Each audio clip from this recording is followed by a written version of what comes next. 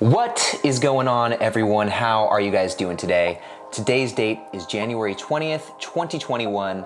My name is Ryan Williams, and we are back with another video. Real quick, guys, before we get into today's video, I want to apologize for not putting out a Market Mondays video this week. The market was actually closed on Monday, so I wasn't able to buy any stocks, but I'm hoping that the video you're watching right now more than makes up for it. Today's video, guys, is going to be huge. In fact, it may be the biggest video to date. So you're gonna wanna stay tuned for this one. So I don't wanna completely spoil what's going on in today's video, but I do have to say, guys, I have made some dramatic updates to my overall stock portfolio. As you guys know, I have one account on Robinhood and one account on Charles Schwab. Some big things coming from both of these accounts that I cannot wait to get into, but that is the topic of today's video. It is a huge stock portfolio update, and I don't want to waste too much time on this intro because we need to get into it. We have a lot of ground to cover today. So before we get rocking and rolling in today's video, if you guys wouldn't mind doing me just a quick favor and give this video a big thumbs up, because this update is huge. It's out of this world. So give this video a big like. And also, while you're at it, please hit that subscribe button so you can stay up to date on all future videos. All right, and now that that's taken care of, guys, without further ado, let's get into it.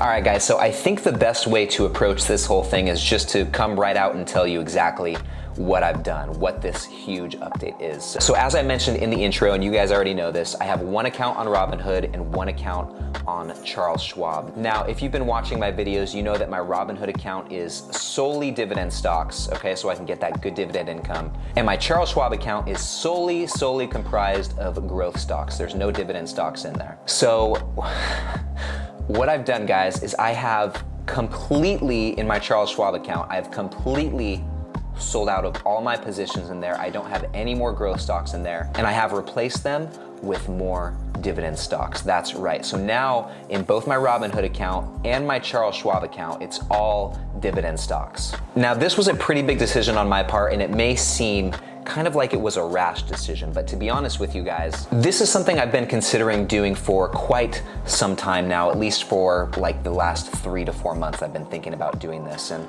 I finally decided that now was the appropriate time to pull the trigger and make the change. So this kind of begs the question, guys, why would I go and do something like this? It was a huge thing to do, at least for me, and why would you even do that? So reason number one, guys, I felt that the timing of doing this was very appropriate. All of my stocks were in the green. Some of these stocks, like my CRISPR holdings, and I had Berkshire Hathaway, those were up like 300%, 200%. So I'd seen a lot of gains from the stocks that I had in that portfolio. And so that's one reason it was a good time to sell those off and switch into dividend stocks. And the next reason, which if you guys are watching this video, I'm sure you will understand, I love dividends. I love getting dividends. Now, as I'm getting deeper and deeper into investing and learning more about what I'm doing, I'm finding that I am just so much more partial to investing in dividend stocks versus growth stocks. Like, it doesn't even interest me one bit. I gave it a shot, which is what the purpose of my Charles Schwab portfolio was, but it's just not my thing, guys. It was time for me to get real about that. All right, with dividend stocks, guys, I love getting that passive income, okay, for not doing anything. I really like that you don't have to rely solely on capital appreciation to get a benefit from owning these stocks, as is the case with growth stocks. And because of that, I really like that you don't have to, sell these stocks down the road to be able to benefit from them. And like I said earlier, guys, growth stocks I've learned they're, at least for now, this could change in the future, but for now, they're just really not my thing at all. In fact, more than anything, it just stresses me out. And just compiling all of that and putting that all together, guys, I was ready to fully commit to investing in dividend paying companies. All right, now moving on, guys, in just a moment, I will show you my entire Robinhood portfolio and I will show you my entire Charles Schwab portfolio, which I think the only other time I've done that on video was like 3 months ago. I'll link that video up here. But before we jump into that, I want to talk about my future plans with both of these portfolios, and I know that may seem like a huge spoiler alert so early in the video, but I do think it will add some important context as we go through these portfolios. All right, guys, now just getting it all out there. My intent with both of these portfolios is actually to combine them into one and make them one portfolio. So instead of having two different dividend stock portfolios where I'm investing into both or one more than the other, it just makes sense to combine them into one, which I'm sure you guys can understand. And you know, that kind of begs the question, well, which platform are you gonna be going on? Are you gonna stick with Robinhood? Are you gonna put it all in Charles Schwab? What are you gonna do? And guys, don't be mad at me for this, but I'm gonna leave Robinhood and I'm gonna put it all into Charles Schwab. Nothing really against Robinhood at all. It's a very easy platform to use, which is why I have enjoyed using it.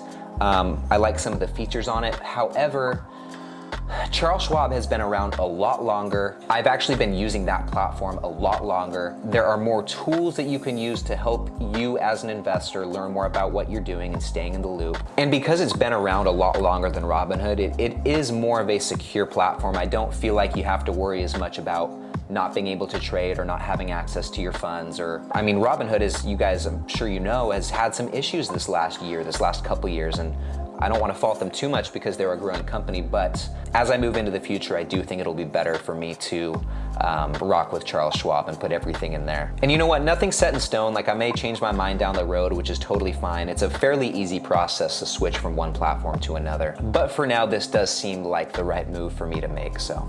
All right, guys, so the easiest way I think we can approach this is just by showing you both portfolios inside trackyourdividends.com. So if you guys have been watching my videos for a while, you have most definitely seen this platform before.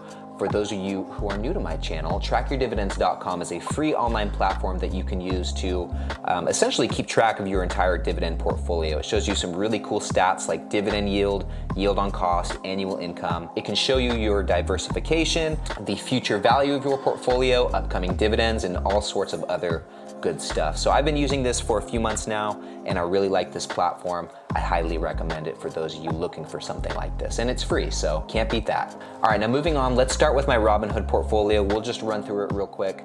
You guys at this point should be very, very familiar with this portfolio because you see it multiple times a week, but nonetheless, let's run through it real quick. So let's start at the top here. So my portfolio is valued at about $9,600, almost there. This number might not be super accurate, but it is definitely over $9,500. And according to this, my dividend yield is 4.36%, and my annual dividend income in this portfolio is $418. And real quick, since we didn't get to Market Mondays this week, I want to show you guys what I bought this week. So I actually bought some this morning, a little bit of Pfizer. I ended up buying about 2.8 shares with my $100 that I normally invest. So I just wanted to show you guys that real quick. Anyway, let's go back to it. So starting at the top here, I have in total 15 different stocks in my Robinhood account, all of which are dividend paying stocks. And if we click this over here, this will categorize it by the most in annual income. So in this portfolio, AT&T is paying me the most, with Exxon in a close second, followed by EPD, Chevron, O Realty, and Altria Group, which is actually a fairly new stock I picked up. And some of these might look a little bit new to you guys in my portfolio, like this one, for example. I switched Philip Morris out to buy Altria Group as I was kind of going through and transitioning my portfolio. So that's one of the changes that you may notice. Otherwise, everything here should be about the same. I also got rid of a couple stocks. I got rid of Barrick Gold, and I got rid of one more. I honestly don't remember the other stock that I got rid of, but one other addition I'm seeing right here is this right here. So I picked up 1.3 shares of Skyworks Solutions. And in all these changes that I've made to my portfolio, like I said, in Robinhood, it's nothing super crazy. I didn't actually invest any more of my own money. I more so just sold out of a couple holdings to reinvest into other ones, or maybe add a new one here and there. So in total, guys, this account holds 15 different stocks, all dividend paying stocks. And as far as I can tell, I know I've said this before, but all of these stocks here are stocks that I plan on owning for a long time. I said it a couple weeks ago that I was pretty happy with where my portfolio was at, and that was mostly true, but I actually think this is even better. Like I said, all of these stocks in my mind are ones that I plan on buying and holding for a long time. I mean, AT&T, Realty Income, Altria Group, JP Morgan, 3M, Apple, Starbucks, Johnson & Johnson, Coca-Cola. These are all great companies, so I really don't have any reason to switch them out. You know, like I said, these are great companies. They pay pretty good dividends, and I am looking forward to building my positions in all of these stocks. The same cannot be said for some of the stocks I've held in the past, like Barrick Gold, which, you know, I had to get real with myself and realize that, which is why I ended up selling out of them. I just think this is a much better batch of stocks, especially for the long term. So anyway, guys, this is my Robinhood portfolio, and now let's move on and check out my Charles Schwab. A little bit of a spoiler alert, it's gonna look pretty similar to this Robinhood account. So let's hit over here, hit portfolios, and let's go over to Charles Schwab. All right, guys, so we are here in Charles Schwab. A little bit of summary on this account. So I have just over $10,000 in my Charles Schwab account, which is actually a pretty cool milestone. It's kind of been bouncing in and out of 10,000 the last few days or the last few trading days. I know you guys didn't see that, but it is cool to have it finally be over 10,000. That's a nice little milestone. Anyway, that's the portfolio value here. This account is currently paying a 4.02% dividend yield, which is actually fairly high. I didn't think I would get it to be able to be in the fours so early, but I'm glad to see that we actually pulled it off. And lastly, this account, not too different from my Robinhood account, is paying $403 of annual dividend income. So still over $400, that's nice. I'm gonna run through each of the positions here. Some of these, actually a lot of these, are gonna be ones that you've seen in my Robinhood account, and some of these might be specific just to Charles Schwab. So some of the ones that you'll notice from Robinhood are Apple, EPD, Johnson & Johnson, Coca-Cola, 3M, Altria, Realty Income, Starbucks, and AT&T. Otherwise, some of these stocks like ARKW, which is a ETF, some of you guys may be familiar with that, good Cathie Wood investment. Campbell's CPB, that's a new one that's only in this portfolio. I'm actually very excited about Campbell's. I bought a lot of shares of it. I bought 41 shares of Campbell's. Actually, guys, looking at it, those two are the only ones that are specific to my Charles Schwab account. Everything else, I also own shares of in Robinhood. So going back to what I was saying earlier, guys, my plan with both of these accounts is to combine them into one, and I will transfer everything in Robinhood over into Charles Schwab. And hopefully after seeing the holdings in both of these portfolios, you can kind of understand why. I mean, for the most part, with a couple exceptions, all these stocks are about the same. So in my mind, it only makes sense to combine them. There's really no point in keeping them separate. And if you guys out there have a case for keeping them separate, I'm open to hearing about it. Just leave that in the comments below. But you know, like I said, I really can't think of a good reason why I would keep them separate, except just for the sake of diversifying where my money is being held. So, but yeah, other than that, it just seems like it makes so much more sense to have one account. All right, now that we've ran through both of these portfolios, guys, I want to show you what it looks like when we combine them. And this is very, very exciting, and this got me quite stoked. So let's go back over to portfolios and let's hit summary. And this is gonna show us the holdings in both of these accounts. So looking at what we have here, the total combined value of both of these portfolios is about $19,600, which is essentially twice as much as I had just in my Robinhood portfolio. So that's super cool. We're almost at $20,000 total. The dividend yield of these combined portfolios is 4.18%, which is still very high. And the annual dividend income is a whopping $820, which, guys, is so much more than I had just in my Robinhood portfolio. Before I made this switch and did all these tweaks, my annual dividend income from both of my portfolios was only about $380. So this is more than twice that amount. So by combining these two accounts, I'm able to more than double my annual dividend income, which when reinvested is going to help dramatically increase the size of this portfolio. So, all right, guys, now before we move on to the next thing, I wanted to show you guys a couple really cool things about this portfolio once it'll all be combined, or even right now. So if we go down here to some of my top paying dividend stocks, we can see that AT&T is sitting in the #1 position, paying annually $121.60 in dividends. And what's really cool about this is we can see that the price per share, the current price per share of AT&T is only $29, and AT&T pays a quarterly dividend. So if I'm making over $120 of annual dividend income from AT&T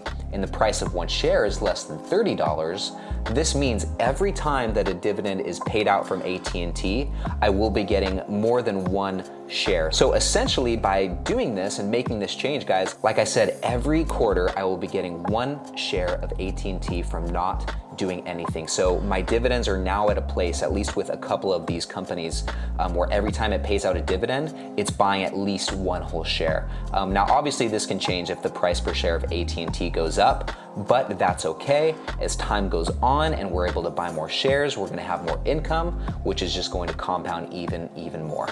So that was one really cool thing that happened with all these changes. And then another company down here, EPD, it's the same exact story. They pay a quarterly dividend, and every time they do pay me a dividend, I will be getting more than one share per dividend payment when it's reinvested, which I really think is gonna help this account start to compound even faster. So it's really cool to see compound interest starting to take effect here, and it'll be cool to see it in action once I actually start getting paid this amount from these companies. Sorry guys, that was a little bit of a rant, but something really exciting I wanted to show you guys. So, all right guys, now that we have gone through this entire portfolio, I do want to go back to some of the future plans and what I have in store for this account moving forward. So real quick, let's go over to this diversification tab and hit summary, which will, as you'll see, it'll show us a full breakdown of this portfolio, of these two separate portfolios combined, and it breaks it down both by sector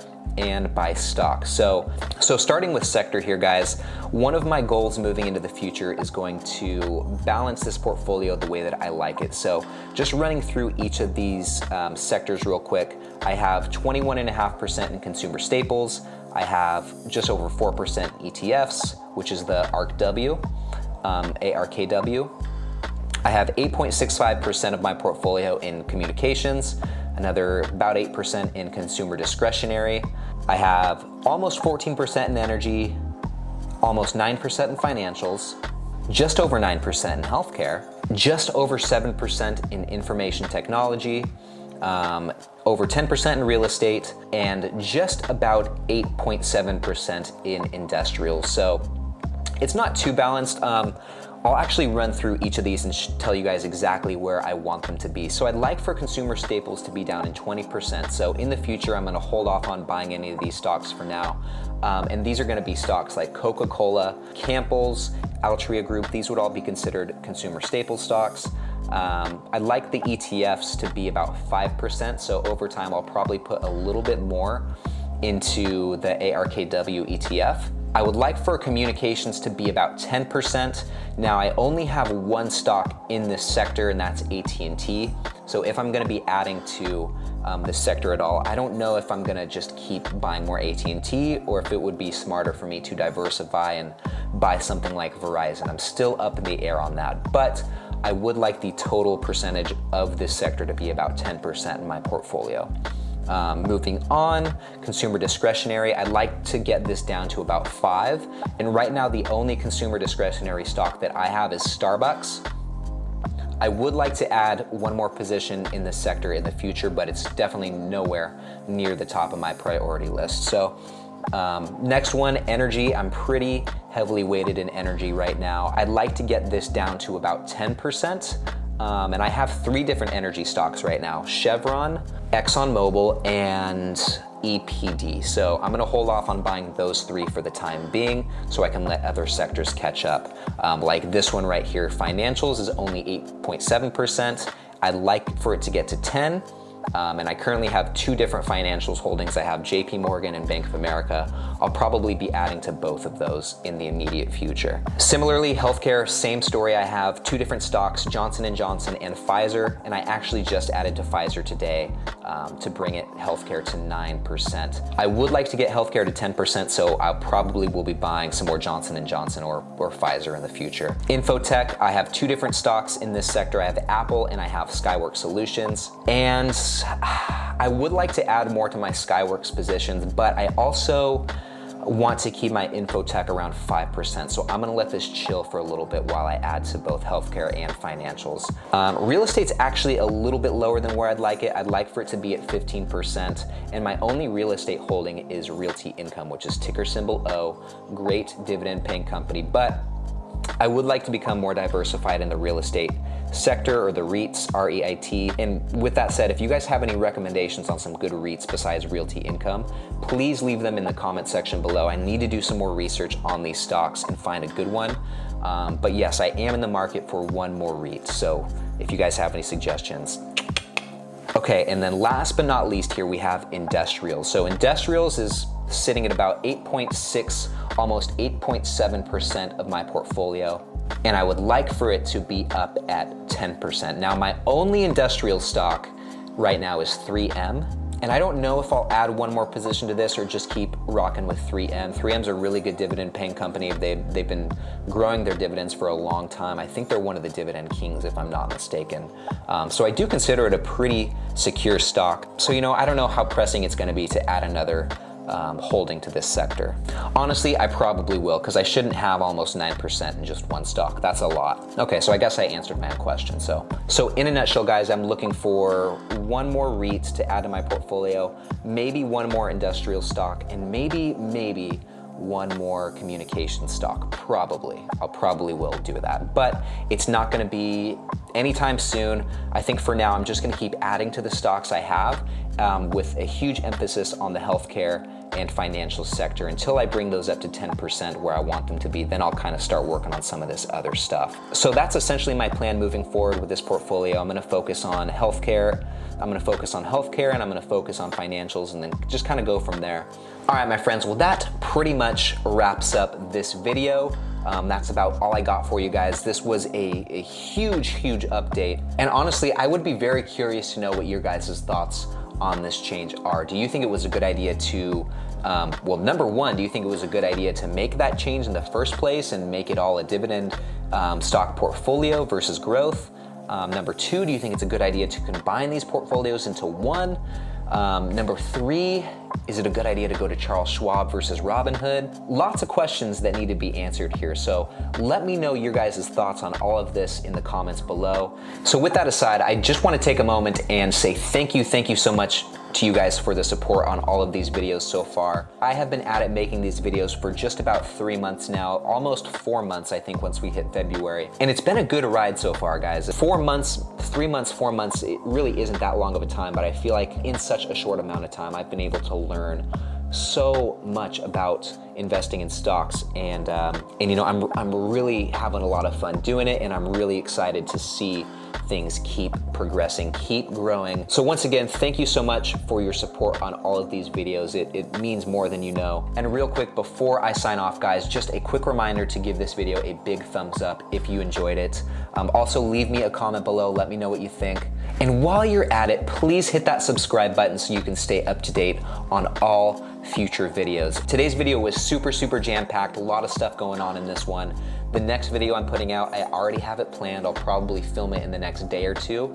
It's gonna be another good one, so you want to stay tuned. Hit that subscribe button. All right, guys, I will now get out of your hair. Thank you again so much for watching this one, and I will see you in the next one. I hope you have a great day.